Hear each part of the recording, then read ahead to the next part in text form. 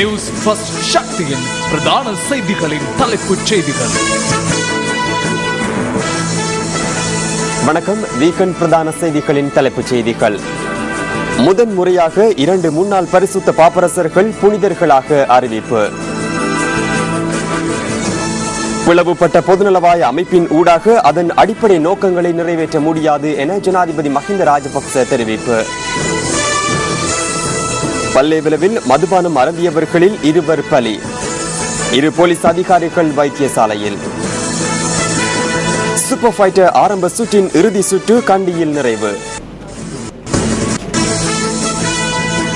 தென்கொரிய கப்பல் விபத்தை அடுத்து அந்நாட்டு பிரதமர் பதவி விலகியுள்ளார். இவை உள்ளிட்ட மேலும் பல செய்திகளுடன் நியூஸ் ஃபர்ஸ்டின் பிரதான கலையகத்தில் ரியாஸ் ஹாரிஸ். நன்றி கிருஷாந்த் ராஜ். வணக்கம். இது இலங்கையின் முதல் தர செய்தி வழங்குனர் நியூஸ் ஃபர்ஸ்டின் வீக்கெண்ட் பிரதான செய்தி. இனி விரிவான செய்திகள். வரலாற்றில் முதல் முறையாக 2 முன்னாள் பரிசுத்த பாப்பரசர்கள் புனிதர்களாக இன்று வத்திக்கானால் அறிவிக்கப்பட்டுள்ளனர். அதிவணக்கத்துக்குரிய 23ஆம் அருளப்பர் மற்றும் 2ஆம் அருளப்பர் சின்னப்பர் ஆகியோரை இவ்வாறு புனிதர்களாக உயர்த்தப்பட்டுள்ளனர்.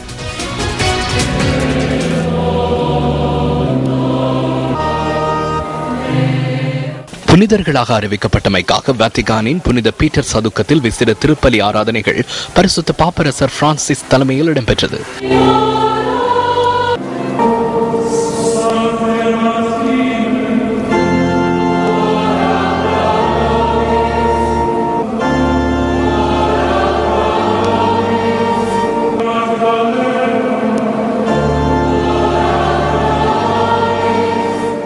இதற்கு முன்னர் பரிசுத்த பதவியை வகித்த பரிசுத்த பாப்பரசர் 16வது பெனடிக்ட் இந்த விசேட ஆராதனைகளில் கலந்து கொண்டிருந்தார்.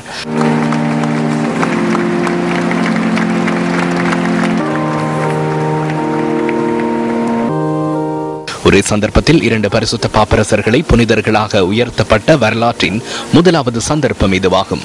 இதற்கான விசேட திருப்பலி ஆராதனைகளில் கலந்து கொள்வதற்காக பல நாடுகளிலிருந்தும் கத்தோலிக்கர்கள் வத்திகானை சென்றடைந்தனர். Ioannem Vicessimum Tertium et Ioannem Paulum Secundum Sanctos esse decernimus et definimus ac Sanctorum Catalogo adscriptum. 1 மில்லியனுக்கும் அதிகமானோர் இதில் கலந்து கொண்டிருந்ததுடன் பல்லாயிரக்கணக்கானோர் இலத்திரனியல் ஊடகங்களூடாக இந்த நிகழ்வினை பார்வையிட்டதாக சர்வதேச ஊடகங்கள் தெரிவிக்கின்றன.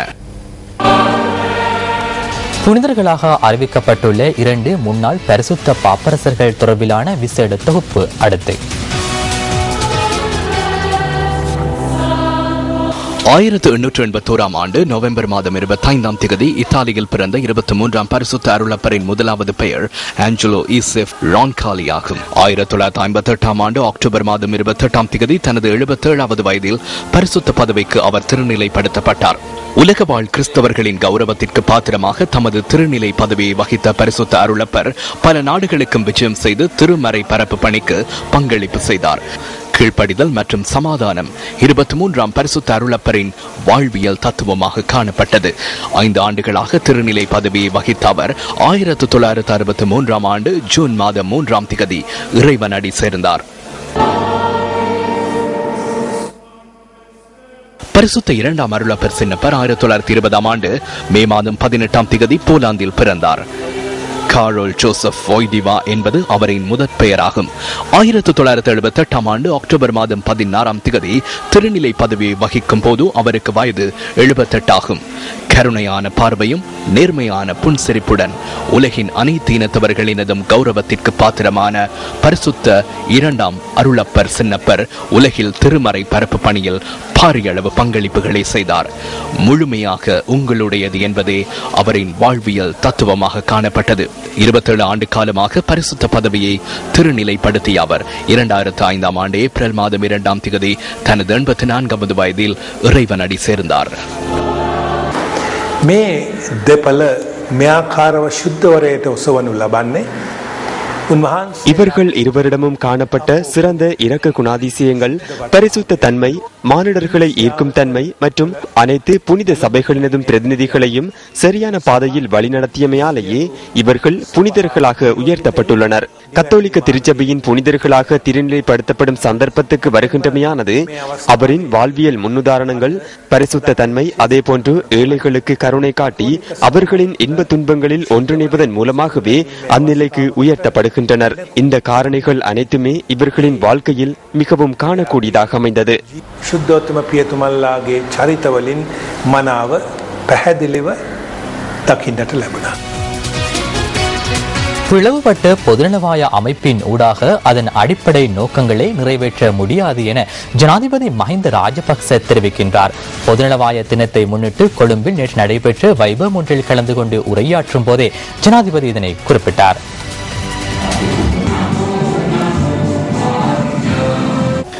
இரண்டாம் எலிசபெத் மகாராணியின் வைர விழாவை முன்னிட்டு கடந்த 11ஆம் தேதி பொதுநலவாய தினம் கொண்டாடப்பட்டது. அதனை முன்னிட்டு கொழும்பில் நேற்று ஜனாதிபதி தலைமையில் வைபவம் ஒன்று ஏற்பாடு செய்யப்பட்டிருந்தது.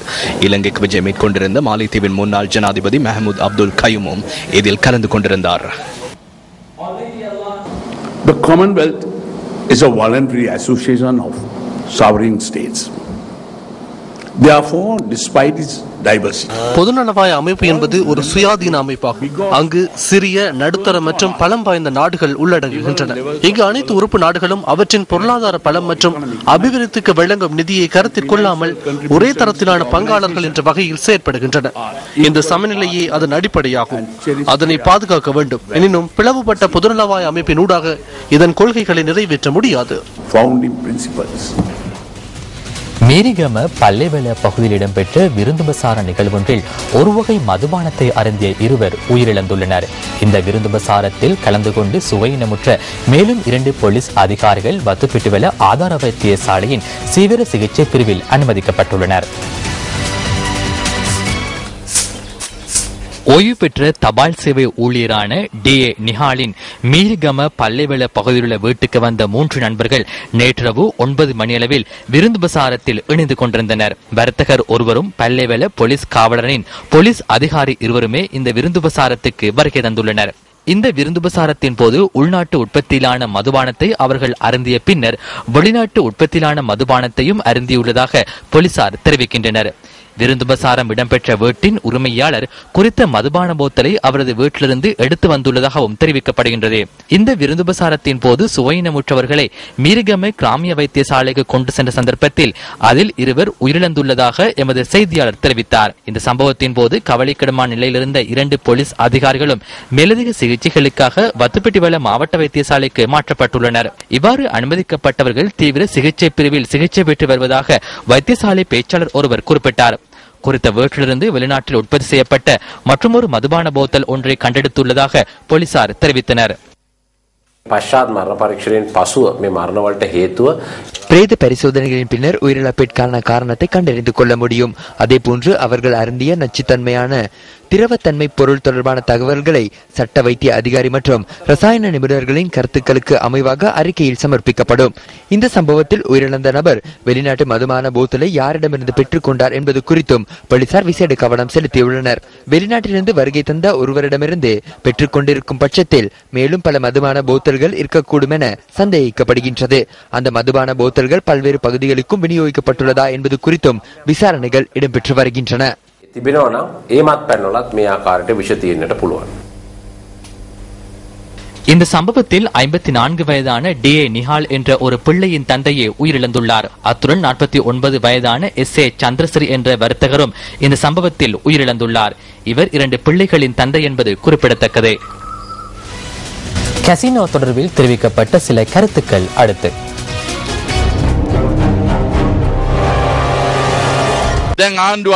அரசாங்கம் தற்பொழுது புதிய விளையாட்டு ஒன்றை கொண்டு வந்துள்ளது. நாயக்க தேரர்கள் மற்றும் பேராயர்கள் உட்பட பல தரப்பினரின் எதிர்ப்புக்கு மத்தியில் நாட்டுக்கு ஒவ்வாத கெசினோ சட்டமூலத்தினை நேற்று பாராளுமன்றத்தில் நிறைவேற்றினர். ஐக்கிய தேசிய கட்சி உட்பட அனைத்து எதிர்க்கட்சிகளும் இந்த சட்டமூலத்திற்கு எதிர்ப்பு தெரிவித்து நிலைப்பாட்டை வெளிப்படுத்தியுள்ளன. எவ்வாறாயினும் அரசாங்கம் புத்தாண்டில் சம்பிரதாயபூர்வமான புதிய விளையாட்டுகளை கொண்டு வந்துள்ளது. ත්‍රිනිකායික මහානායක හිමිවරු மகாநாயக்க தேரர்கள் இந்த சட்டமூலத்திற்கு எதிர்ப்பு தெரிவிக்கின்றனர். ஜனாதிபதிக்கு எழுத்து மூலம் அறிவித்திருக்கிறார்கள். அவ்வாறு இருக்கின்ற போது இந்த சட்டமூலத்தை பாராளுமன்றத்தில் நிறைவேற்றியுள்ளனர். அன்று கசினோ சட்டமூலத்தை சமர்ப்பிக்கின்ற போது ஐக்கிய தேசிய கட்சி எதிர்ப்பு தெரிவித்தது. அந்த எதிர்ப்புக்கு மத்தியில் மீண்டும் திருத்தங்களை மேற்கொண்டுள்ளனர். நாம் ஒவ்வொரு ஊருக்கும் சென்று இது குறித்து மக்களையும் மகா சங்கத்தினரையும் தெளிவுபடுத்தி இந்த திட்டத்தை இல்லாது செய்வதற்கு நடவடிக்கைகளை முன்னெடுக்கின்றோம். நல்ல வேலைகளை நிறுத்துவதற்கு எதிர்க்கட்சி முயற்சிக்கின்றது. நேற்று முன்தினம் கெசினோ சட்டமூலம் நிறைவேற்றப்பட்டதாக கூறுகின்றனர். ரணில் விக்ரமசிங்க பாராளுமன்றத்தில் இருக்கவில்லை. அவர் லாஸ் வேகஸ் சென்று கெசினோ விளையாடுகின்றார். இங்கு உறுப்பினர்கள் எதிராக வாக்களிக்கின்றனர். 2005ஆம் ஆண்டு கெசினோ வர்த்தகர் ஒருவரின் பஸ்ஸில் நாம் சென்றோம். அதில் நாமும் ஏறி சென்றோம். பின்னர் தான் நமக்கு தெரியும். 2001ஆம் ஆண்டு ஆட்சிக்கு வந்தபோதுதான் மாகாணத்தில் அமைக்க இருந்த குதிரை ஓட்டப்பந்தயம் கெசினோ வர்த்தகமாகும். 2002ஆம் ஆண்டு 5000 ஏக்கரில் மேற்கொள்வதற்கு திட்டமிட்டிருந்தனர். தற்போது நமது நாட்டு அடுத்த தலைமுறைக்காக பாரிய அபிவிருத்தி திட்டங்கள் முன்னெடுக்கப்படுகின்றன. திவினகம அபிவிருத்தி திணைக்களத்தின் சில அலுவலகங்கள் இன்று திறந்து வைக்கப்பட்டன.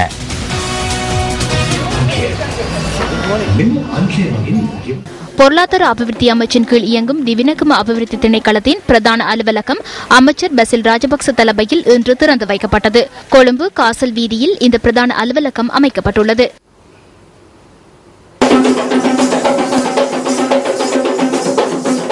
இதேவேளை பத்திரமுல்லையில் அமைந்துள்ள திவினகம அபிவிருத்தி திணைக்களத்தின் முதலாவது வலய அலுவலகத்தையும் இன்று பொருளாதார அபிவிருத்தி அமைச்சர் திறந்து வைத்தார்.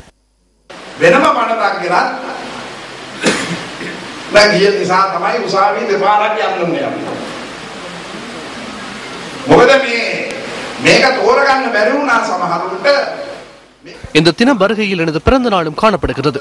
நான் பிறக்கும் போது எனது தாய் அனுபவித்த வேதனை எனக்கு நினைவுக்கு வந்தது. அதேபோன்று இந்த திணைக்களத்தை ஸ்தாபிக்க நாங்கள் பல்வேறு வகையில் துன்பங்களை அனுபவித்தோம். வேறு சட்ட மூலத்தை கொண்டு வந்தமையால் 2வது முறை நீதிமன்றம் செல்ல வேண்டியிருந்தது. இதனை பலரால் புரிந்து கொள்ளவும் முடியவில்லை. இது ஏனைய சம்பிரதாயமான திணைக்களத்தை போன்றதல்ல. மக்களுக்காக மக்களினால் ஸ்தாபித்த நாட்டுக்கு தேவையான திணைக்களம் என்பதனை நீதிமன்றத்தில் இருந்தவர்களால் கூட புரிந்து கொள்ள முடியாமல் போனது. சில தொழிற்சங்கங்கள் அவ்வாறே செயற்பட்டன. இந்த வழக்கின் தீர்ப்பை யார் வழங்கினாலும் எம்முடன் செயற்படுகின்றவர்களே வழக்கு தாக்கல் செய்தனர். இவ்வாறு வேதனைகளை அனுபவித்து பிறந்த திணைக்களமே இது. இங்கு தாய்மார்கள் உள்ளனர். அவர்களுக்கு அந்த வேதனை தெரியும். ஒருவரை உலகுக்கு பெற்றெடுக்கும் போது எவ்வாறான வேதனை ஏற்படும் என்பது தெரியும். அதே போன்று அதற்கு பின்னர் கிடைக்கும் இன்பத்தை போன்று இன்று நான் தாயாக இல்லாவிடனும் அனுபவிக்கின்றேன்.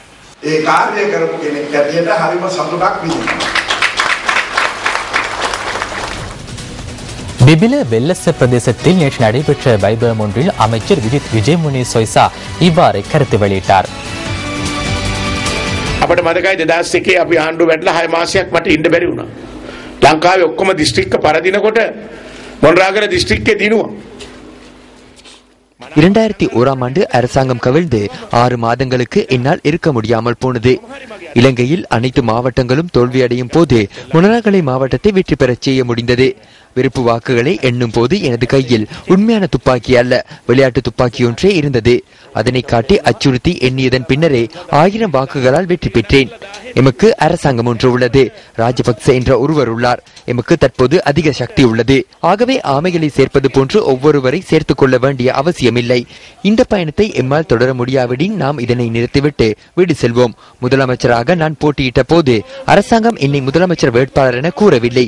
நானே முதலமைச்சர் வேட்பாளர் என நான் கூறிக்கொண்டேன். அதன் போது முதலமைச்சர் வேட்பாளர் என முனராகலையில் எவரும் கூறவில்லை. எனவே இந்த மாவட்டத்தை யார் மாற்றியது என்பதனை அரசியல்வாதிகள் அறிந்து கொள்ள வேண்டும். அதனை விஜயமுனி சொய்சாவே செய்தார் என்பதனை அறிந்து கொள்ள வேண்டும். කවුද කියලා දේශපාලනේ හොයනවනම් ඕන කෙනෙක් දැනගන්න ඕනේ. ඒක කරානම් කරේ විජයමුනි සොයිසා. விளம்பரங்களின் பின்னர் செய்திகள் தொடரும். நாட்டில் ஆயுத மோதல்கள் நிலவிய காலங்களில் நாளொன்றுக்கு பலியான உயிர்களின் எண்ணிக்கையினை விடவும் தற்காலத்தில் வீதி விபத்துகளினால் ஏற்படும் மரணங்களின் எண்ணிக்கை சில வேளைகளில் அதிகமாக காணப்படுகின்றன. வீதி விபத்துகளில் அதிகமானவை சம்பந்தப்பட்டோரின் கவனையினம் காரணமாகவே ஏற்படுகின்றன. இதுதான் இங்குள்ள கசப்பான உண்மையாகும். வீதி ஒழுங்குகளையும் சமிக்ஞைகளையும் பின்பற்றாமை, அதிக வேகத்தில் வாகனங்களில் பயணித்தல், தொலைபேசியில் உரையாடிக் கொண்டே வாகனங்களை செலுத்துதல் என்று நமது தவறுகளே நம்மை விபத்துகளில் சிக்க வைத்து விடுகின்றன. வீதி விபத்துகளில் ஏற்படும் மரணங்களை வெறும் செய்தியாக மட்டுமே அதிகமானோர் பார்க்கின்றனர். ஆனால் வீதி விபத்தொன்றில் ஒருவர் அகால மரணத்தை தழுவும் போது அந்த நபரை நம்பி வாழும் குடும்பங்களும் நெற்கதி நிலைக்கு தள்ளப்படுகின்றனர். நம்முடைய இவ்வாறான கவனையினம் காரணமாக எத்தனை பேரின் எதிர்காலம் கேள்விக்குறியாக மாறுகிறது என்பதை நாம் ஒரு கணம் சிந்திப்பதற்கு தயாரில்லை என்பதை உணர்வதில்லை. இன்றைய தினம் நாட்டில் பல பாகங்களிலும் வீதியோரங்களில் எமது கேமராவை நாம் நிறுத்தி வைத்த போது வீதி ஒழுங்குகளையும் வாகனத்தை செலுத்தும் போது பின்பற்ற வேண்டிய விதிமுறைகளையும் மீறி செயற்பட்ட பலர் எமது கேமராவில் இவ்வாறு பதிவாகினர்.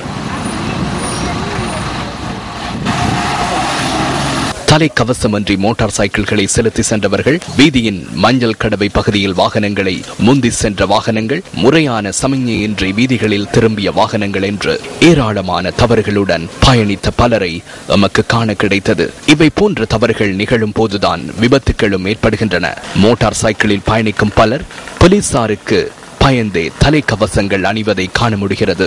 ஆனால் விபத்துகளின் போது ஏற்படும் ஆபத்தின் தன்மையை குறைப்பதற்கும் உயிராபத்தினை தவிர்ப்பதற்கும் தலைக்கவசம் அணிதல் பெரிதும் உதவியாக உள்ளதை நம்மில் கணிசமானோர் நினைத்து கூட பார்க்க தவறிவிடுகின்றனர். மறுபுறம் தலைக்கவசம் அணிந்து செல்பவர்களில் கணிசமானோர் அதற்குரிய பட்டியை இறுக்கமாக அணிந்து கொள்வதில்லை.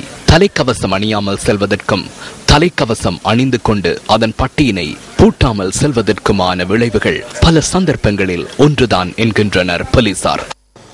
පදිකයින් පාර මාරුවීමේදී පදික මාරුවක් තිබෙන ස්ථානවලදී නම් பாதசாரிகள் பாதையை மாறும் போது மஞ்சள் கடவை காணப்படுமாயின் கட்டாயம் மஞ்சள் கடவை ஊடாக மாற வேண்டும். அவ்வாறு இல்லை என்றால் அவர்களுக்கு எதிராக வழக்கு தாக்கல் செய்ய முடியும். முதல் தடவை 1000 ரூபாய் அபராதமும், இரண்டாவது தடவை 2000 ரூபாய் அபராதமும் விதிக்கப்படும். சில மனிதர்களை விட மிருகங்கள் பாதை மாறுகின்ற போது பாதுகாப்புடன் செயற்படுகின்றன. தெற்காசியாவில் இலங்கை போன்ற நாடுகளில் பாதசாரிகளுக்கு பாதுகாப்பான முறையில் பாதையை கடப்பதற்கு தேவையான பாதுகாப்பு முறைகள் இல்லை. அடுத்ததாக பலவிதமான தலைக்கவசங்களை அணிய முடியாது. தமது தலையை பாதுகாக்கக்கூடிய தலைக்கவசங்களை அணிய வேண்டும். ஆனால் இலங்கையர்கள் தமது தலையை பாதுகாத்துக் கொள்வதை விட போலீசாரிடமிருந்து தம்மை பாதுகாத்துக் கொள்வதற்காகவே தலைக்கவசம் அணிகின்றனர். நீங்கள் ஒருபோதும் இவ்வாறு சிந்திக்க வேண்டாம். எப்பொழுதும் உங்களது தலையை பாதுகாப்பதற்கு தலைக்கவசத்தை அணியுங்கள். නමුත් ඒ ආකාරයට හිතන්නට එපා. හැම විටම තමාගේ හිස ආරක්ෂා කර ගැනීමට ප්‍රමිතියෙන් යුතු හෙල්මටයක් පළඳින්න. வாகனங்களை வேகமாக செலுத்துவதன் காரணமாக ஒவ்வொருவரும் தமது அன்புக்குரியவர்களை ஒரு கணம் நினைத்து பார்க்க வேண்டும். சாரதிகளை பொறுத்தவரையில் வேகம் விவேகம் அல்ல என்பார்கள். வீதி விபத்துகளின் போது அனர்த்தங்கள் அதிகமாக ஏற்படுவதற்கு வாகனங்கள் அதிக வேகத்தில் பயணிப்பது பிரதான காரணமாகும். இந்த உலகில் உயிரை விடவும் பெருமதியானது ஒன்றுமே இல்லை. வீதி விபத்துக்களை தவிர்த்துக் கொள்வதற்கு நாங்கள் அனைவரும் பங்காற்ற முடியும். நியூஸ் பிளஸ் செய்திகளுக்காக ஷிப்லி அகமது. அம்பாறை மாவட்டம் அக்கரைப்பற்று கல்முனை பிரதான வீதியில் பயணிக்கும் அனைவரும் அட்டாளைச்சேனை மீனோடைக்கட்டு வளைவை கடந்தே பயணிக்க வேண்டும். ஒவ்வொரு வருடமும் ஏராளமான விபத்துக்கள் இடம்பெறும் இந்த வீதி வளைவில் அதிகமான மரணங்களும் பதிவாகியுள்ளன. அட்டாளைச்சேனை மீனோடைக்கட்டு பிரதான வீதியில் அமைந்துள்ள இந்த அபாய வளைவு பற்றியும் இங்கு நிகழும் விபத்துக்கள் குறித்தும் நியூஸ் ஃபர்ஸ்டின் பிரதான செய்தி அறிக்கை நாம் சுட்டிக்காட்டியிருந்தோம். மீனோடைக்கட்டு வீதி வளைவில் விபத்துக்கள் ஏற்படுவதை குறைக்கும் வகையிலான சில நடவடிக்கைகளை வீதி அபிவிருத்தி அதிகார சபையினர் மேற்கொண்டுள்ளனர். எனவே அவர்களின் நடவடிக்கைகள் பாராட்டத்தக்கது. குறித்த வீதி வளைவில் வேக கட்டுப்பாட்டினை இழக்கும் வாகனங்கள் வீதியை விட்டு விலகி அங்குள்ள பள்ளமான பகுதியில் விபத்துக்குள்ளாகின்றமை அண்மை காலமாக அதிகமாக பதிவாகியது. இதனை தடுக்கும் முகமாக அந்த இடத்தில் வீதியோரமாக இரும்பு புள்ளிகளை வீதி அபிவிருத்தி அதிகார சபையினர் நிறுவியுள்ளனர். மேலும் குறித்த இரும்பு புள்ளிகள் பளபளக்கும் சமிக்கை நிறத்தினை கொண்டுள்ளமையினால் இரவு நேரத்தில் பயணிக்கும் வாகனங்கள் குறித்த இடத்தில் வளைவொன்று உள்ளமையை இலகுவாக இனங்காணக்கூடியதாக உள்ளது. அந்த மரண வளைவு இரு வளைவுகளிலே வீதி தடைகளை ஏற்படுத்த வேண்டிய பாரிய பொறுப்பு இருக்கின்றது. பொருத்தமான இடங்களிலே வீதி தடைகளை போட வேண்டும். அந்த ஓரங்களிலே அது சம்பந்தமான விளக்கங்களையும் விட வேண்டும். இதேவேளை இந்த வீதியை இரண்டாக பிரிக்கும் வெள்ளைக்கோடுகள் உரிய முறையில் இடப்படாததன் காரணமாகவும் குறித்த வளைவில் விபத்துக்கள் இடம்பெறுவதற்கு காரணம் என பயணிகள் நீண்ட நாட்களாக சுட்டிக்காட்டியிருந்தனர். ஆனால் தற்போது முன்னர் இடப்பட்ட வெள்ளைக்கோடுகளுக்கு பதிலாக வீதியை அகலமாக காட்டும் வகையில் புதிதாக வெள்ளைக்கோடுகள் இடப்பட்டுள்ளன. மீனோடை கட்டிலுள்ள அபாயகரமான வீதி வளைவு குறித்து நியூஸ் ஃபர்ஸ்டில் நாம் சுட்டிக்காட்டினோம். அந்த சக்தி தீவிரம் தெரிவித்ததன் காரணமாக இப்போ அந்த வீதிகளை இந்த கோடுகளை அகலப்படுத்தியும் கோடுகளை குட்டியும் தற்போது அந்த வேலை நடந்து கொண்டிருக்கிறது. இந்த கோடுகளையும் இந்த வீதியை அகலப்படுத்து அந்த பெயிண்டுகளால் காட்சிப்படுத்துவதையும் அந்த இரும்பு கம்பிகளை நாட்டுவதாலையும் நமது வீதி விபத்துகளை குறைக்க முடியாது. அதனையடுத்து குறித்த 2 நடவடிக்கைகளையும் வீதி அபிவிருத்தி அதிகார சபையினர் மேற்கொண்டுள்ளனர். இந்த நடவடிக்கைகளுக்கு முன்னதாக அக்கரைப்பற்று போலீஸ் பிரிவுக்குட்பட்ட பகுதிகளில் 2012 மற்றும் 2013 ஆண்டுகளில் மொத்தமாக 144 வீதி விபத்துகள் இடம்பெற்றுள்ளதோடு அதில் 16 பேர் உயிரிழந்தனர்.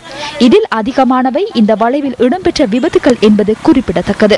இந்த நிலையில் வீதி அபிவிருத்தி அதிகார சபையினர் முன்னால் ஒரு வளைவு உள்ளதை அறிவுறுத்தும் வகையில் மீனோடைக்கட்டு பகுதியில் அறிவுறுத்தல்களை இட்டுள்ள போதும் பாரியதொரு பதாகையொன்றினை அமைத்து அதில் மீனோடைக்கட்டு வீதி வளைவு குறித்து அறிவுறுத்த வேண்டும் எனவும் மக்கள் கோரிக்கை விடுக்கின்றனர். இன்று நடைபெற்ற மின்னல் நிகழ்ச்சியில் முன்னாள் பிரதி அமைச்சர் வி புத்திரசிகாமணி மற்றும் பாராளுமன்ற உறுப்பினர் ப அரியநேந்திரன் ஆகியோர் கலந்து கொண்டிருந்தனர். இதன்போது தெரிவிக்கப்பட்ட சில கருத்துக்கள் அடுத்து. நீங்க கூறியது சரியான கருத்து ரங்கா. இந்த ஏற்கனவே விடுதலை புலிகளை பயங்கரவாதிகள் என்று இலங்கை அரசாங்கம் கூறியிருந்தது. ஆனால் இப்பொழுது இந்த விடுதலை போராட்டம் முடிந்ததற்கு பிற்பாடு சர்வதேசம் இலங்கையை பயங்கரவாதம் என்ற ஒரு நிலைக்கு இப்பொழுது வந்திருக்கின்றது. இது ஒரு எங்கள் விடுதலை போராட்டத்துக்கு அல்லது தமிழ் மக்களுக்கு கிடைத்த ஒரு வெற்றியாகத்தான் இதை நாங்கள் பார்க்கின்றோம். ஆகவே இதில் இருந்து அரசாங்கம் ஒன்றை புரிந்து கொள்ள வேண்டும் என்னவென்றால், யாருக்கு எதிராக விரல் நீட்டுகின்றார்களோ மற்றும் 3 வீரர்கள் தங்கள் மார்பை நீட்டுகின்றது என்ற விடயம் இதிலே தெளிவாக வந்திருக்கின்றது. ஜெனீவாவில் வருகின்ற தீர்மானத்தை ஒவ்வொரு வருடமும் இன்று அரசாங்கம் என்ன செய்கிறது, போர்க்குற்றம் புரிந்திருக்கிறதா என்று தான் விவாதிக்கப்படுகிறது. இதை எந்த வகையில் பார்க்கிறீர்கள்? அது எந்த வகையில் ஒரு போராட்டத்துக்கு கிடைத்த வெற்றி எடுத்தீங்க நினைக்கின்றீர்கள்? உண்மையில் அரசாங்கம் எதிர்பார்க்கவில்லை தாங்கள் 5 வருடங்களுக்கு பிற்பாடு இவ்வாறான ஒரு நிலை ஜெனீவாவில் வரும், ஐநா சபையில் நிறைவேற்றப்படும், அமெரிக்கா தீர்மானம் எடுக்கும், இதில் தங்களுக்கு எதிராக விரல் நீட்டப்படும் என்பதை கனவிலும் அரசாங்கம் நினைக்கவில்லை. ஆனால் இந்த விடயங்களை தான் இப்பொழுது அரசாங்கம் பார்க்கின்றது என்னவென்றால், தாங்கள் எந்த விதத்தில் விடுதலை போராட்டத்தை அளித்தாலும் கூட தங்கள் மீது ஒரு போர்க்குற்றம் சுமத்தப்படுகின்ற நிலைக்கு சர்வதேசம் வந்திருக்கின்றது. அந்த நிலையை மாற்ற வேண்டும் என்பதற்காகத்தான் நான் ஏற்கனவே கூறியது போன்று அந்த புலம்பெயர்ந்து வாழ்கின்ற மக்களை தடை விதித்ததும் இதுக்கான ஒரு காரணம் என்றால் நான் நினைக்கின்றேன். இந்தியாவின் நிலைப்பாடு நீங்க எந்த வகையில் பார்க்கிறீர்கள்? இந்தியாவை பொறுத்த மட்டில் கடைசியாக நடந்த தீர்மானத்தில் அவர்கள் நடந்து கொண்ட விதம் என்ன? இந்தியா எடுத்துக்கொண்டது நான் முதல் கூறியது போன்றுதான் ஒரு தொட்டிலையும் ஆட்டி பிள்ளையும் கிள்வது போன்ற நிலையில் எடுத்திருக்கின்றது. நிச்சயமாக பலர் இந்தியா மௌனம் சாதித்தே கூட ஆனந்த சங்கரி ஐயாவும் கூட அதனை வரவேற்றிருந்தார். நிச்சயமாக இலங்கை அரசாங்கம் வடகிழக்கு தமிழ் மக்களுக்கு எதிராக வாக்களித்தது. ஏனென்றால் அந்த வாக்களிப்பதற்கு 1 மணி நேரத்திற்கு முற்பாடு இந்திய அரசாங்கம் பாகிஸ்தானினால் கொண்டு வரப்பட்ட அந்த தீர்மானத்துக்கு முழுமையாக பாகிஸ்தான் தீர்மானத்துக்கு ஆதரவு அளித்தது.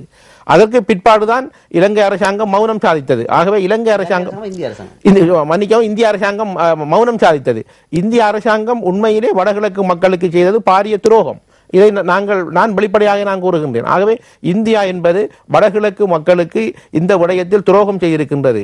இந்த துரோகத்தை மாற்றி வடகிழக்கு மக்களுக்கான ஒரு அரசியல் தீர்வை கொண்டு வருவதற்கு இனியாவது வருகின்ற அரசாங்கம் செய்ய வேண்டும் என்பதுதான் எங்கள் நிலைப்பாடு. மலையகத்தின் தேசிய கலை வடிவமான காமன் கூத்தினை பேணி பாதுகாத்து வரும் வாத்தியர்கள் போற்றுதற்குரியவர்கள். காமன் கூத்து தொடர்பில் நியூஸ் ஃபர்ஸ்ட் கொண்டு வரும் விசேட தொகுப்பு அடுத்து.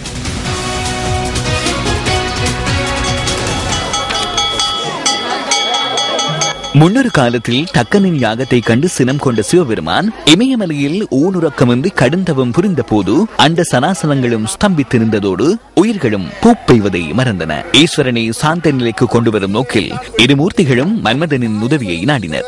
ஈஸ்வரன் மீது மலரம்பு விடுத்து அவர் தவத்தை கலைத்து உலகத்தை காக்குமாறு இரு மூர்த்திகளும் மன்மதனை வேண்டிக் கொண்டனர். ஆரம்பத்தில் இதனை நிராகரித்த மன்மதன் பின்னர் உலக நன்மையின் பொருட்டு ஈஸ்வரன் மேல் மலரம்பு தொடுக்க அதனால் கண்ணால் தவம் கலைந்து சினம் கொண்ட ஈசன் மன்மதனை நெற்றிக் கண்ணால் எரித்தார். பின்னர் ரதி தேவியின் வேண்டுகோளுக்கு இணங்க 3 நாட்களின் பின்னர் ரதியின் கண்களுக்கு மாத்திரம் தெரியும்படி மன்மதனை சிவனார் உயிர்த்தெழ வைத்தார். இந்த வரலாற்று கதையை நினைவு கூறும் நோக்கிலேயே மலையகத்தின் பல்வேறு பகுதிகளிலும் காமன் கூத்து ஆடப்பட்டு வருகிறது. தன்னிலை மறந்து காமன் கூத்தில் லயிக்கும் கலைஞர்கள் சில வேளைகளில் கதை மாந்தர்களாகவே மாறிவிடுகின்றனர். காமன் கூத்தில் ஈஸ்வரன், மன்மதன், ரதிதேவி எனும் பிரதான பாத்திரங்களுடன் தேவர்கள் தூதுவன், வீரபத்திரர், மாரியம்மன், எமன் போன்ற 42 108 வரையான கதாபாத்திரங்களும் அடங்குகின்றன. ஈஸ்வரன் முதலாளித்துவ சமுதாயத்தின் குறியீடாகவும் அவரை எதிர்க்க துணிந்த காமன் தோட்ட தொழிலாளர்களின் குறியீடாகவும் விளங்குவதாக முற்போக்குவாதிகள் தெரிவிக்கின்றனர். காமன் எனும் சிறுதெய்வ வழிபாட்டில் தாம் கொண்ட நம்பிக்கையை பல இடங்களிலும் காமன் கூத்தினை தான் அரங்கேற்றுவதற்கான காரணம் என தங்கவேல் வாத்தியார் தெரிவித்தார். எங்களுக்கு இந்த தெய்வத்து மேல சரியான நம்பிக்கை. நாங்கள் இதை ஒரு ரொம்ப உயிராக இதை பாவிக்கிறோம். வெளியிடங்களில் போய் அட்டன், டிக்கோயா, புகவந்தரா, மட்டக்கிழப்பை, மாத்தலை, அங்குமுறை, அளவத்தகொடை இப்படி நாங்கள் செய்கின்றோம்.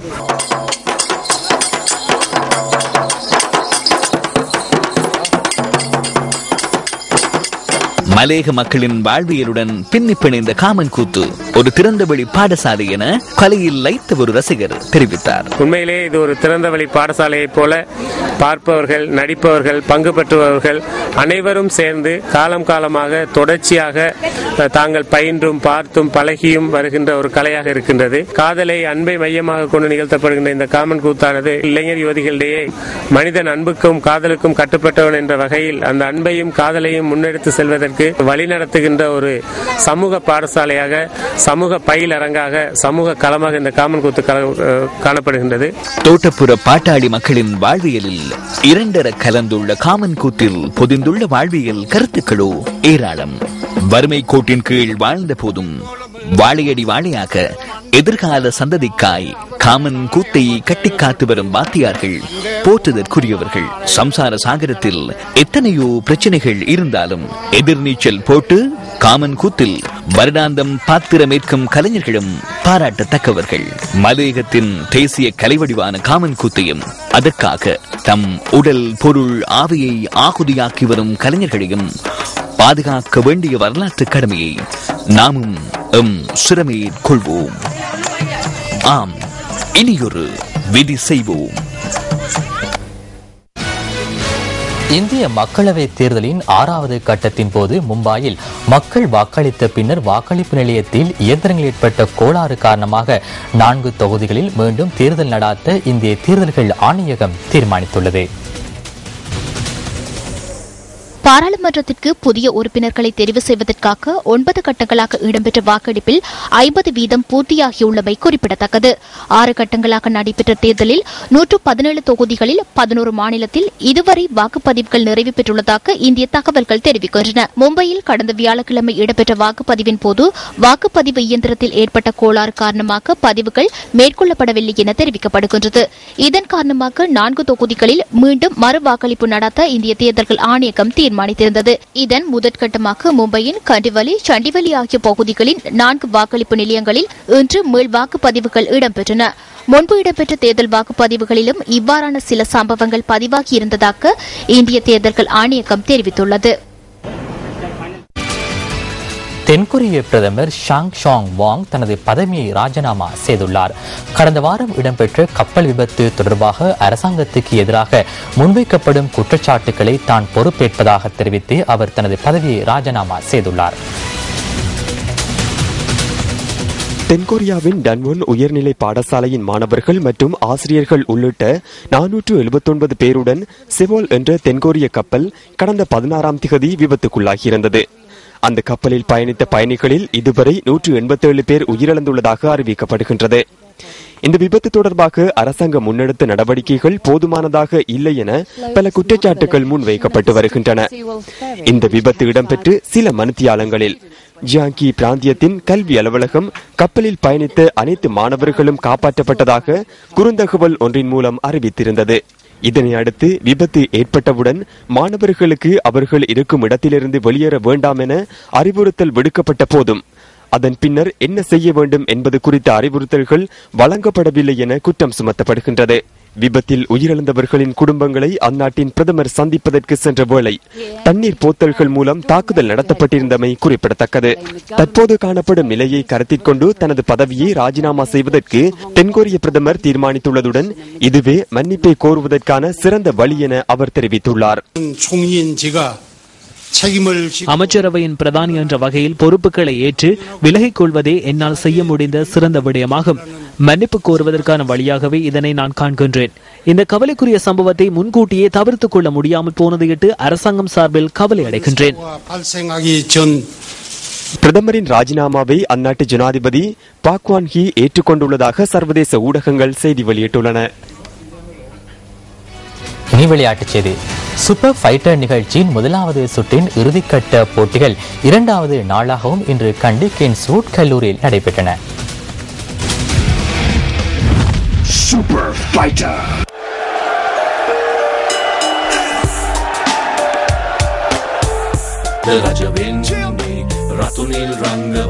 MAS ஹோல்டிங் நிறுவனத்துடன் இணைந்து நியூஸ் ஃபர்ஸ்ட் மற்றும் MTV MBC ஊடக வலையமைப்பு இந்த போட்டிகளை ஏற்பாடு செய்துள்ளது. முதலாவது சுற்றின் இறுதிக்கட்ட தெரிவு போட்டிகள் இன்றும் இடம்பெற்றன. சுமார் 1000க்கும் அதிகமான வீரர்கள் இன்றைய போட்டிகளில் கலந்து கொண்டதுடன் அடிப்படை ஆலோசனை வழங்குவதற்கான விசேட பயிற்சி முகாமும் இடம்பெற்றது. அந்த பயிற்சிகளில் கூடுதலான வீரர்கள் கலந்து கொண்டனர். இதன் பின்னர் 4வது வலுப்பிரிவில் வெற்றியாளர்கள் தெரிவு செய்யப்பட்டனர். கம்பஹா மாவட்டத்தில் ஆரம்பிக்கப்பட்ட இந்த சூப்பர் ஃபைட்டர் நிகழ்ச்சி 25 மாவட்டங்களையும் உள்வாங்கும் வகையில் முன்னெடுக்கப்பட்டதுடன் இரண்டாவது சுற்றுக்காக 106 பேர் தகுதி பெற்றுள்ளனர். கண்டி மாவட்டத்தில் சூப்பர் ஃபைட்டர் இரண்டாவது சுற்றுக்கு எத்தனை பேர் தகுதி பெறுவார்கள்? இது தொடர்பான மேலதிக தகவல்களை எமது சகோதர தொலைக்காட்சியான சிரச தொலைக்காட்சியில் ஒளிபரப்பாகும் சூப்பர் ஃபைட்டர் ரியாலிட்டி நிகழ்ச்சியில் அறிந்து கொள்ள முடியும்.